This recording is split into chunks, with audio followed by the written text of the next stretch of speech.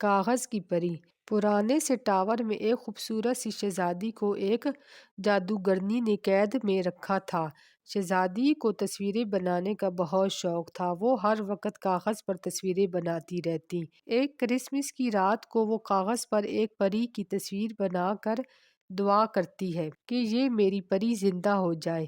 شہزادی دعا کر کے سو گئی۔ صبح جب اٹھ کر کیا دیکھتی ہے کہ وہ کاغذ کی پری اس کے پاس بیٹھی تھی۔ شہزادی اس کو زندہ دیکھ کر بہت خوش ہوئی۔ کاغذ کی پری اس سے کہتی ہے میں تمہاری کیا مدد کروں؟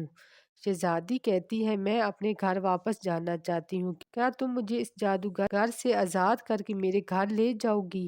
پری ہاں کیوں نہیں۔ جب رات ہو گئی جادوگر سو گیا تو کاغذ کی پری ہنس بن کر شہزادی کو اپنے اوپر بٹھا کر وہاں سے اڑ جاتی ہے۔ ساری رات اڑتی رہی۔ آگے دریا آ گیا۔ پری خود مچھلی بن کر شہزادی کو اپنے اوپر بٹھا کر تیرنے لگتی ہے۔ پھر صحرا آ گیا۔ پری اونٹ بن گئی اور شہزادی کو اپنے اوپر بٹھا کر صحرا پار کراتی ہے۔ پھر برفانی پہاڑ آ گیا اور اس کے اوپر محل تک پری ریچھ بن گئی اور شہزادی کو اپنے اوپر بٹھا کر پہاڑ کے اوپر لے گئی۔ آخر کار محل میں پہنچ گئی۔ شہزادی اپنے والدین سے ملتی ہے اور سب کو کاغذ کی پری سے ملواتی ہے کہ کیسے اس پری نے اس کی مدد کی۔